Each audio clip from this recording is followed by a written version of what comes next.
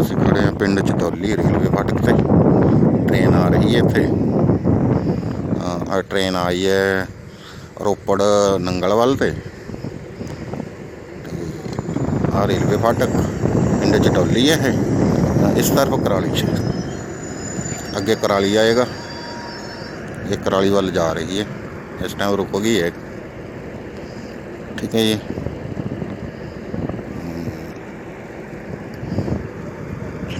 सामने पिंड है फिर चटोली। ठीक है जी। 47 के टाइम चटोली पिंड है जोड़ा ये जिला अंबाला दे विच हुंदा सी। ठीक है जी।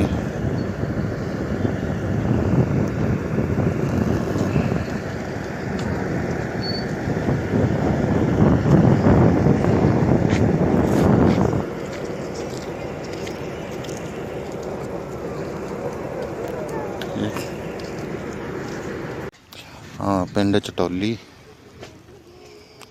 तहसील अजकल खामा यदि है चमकौर साहिब जिला रोपड़। ठीक है। चढ़ते पासे दे फाटक है।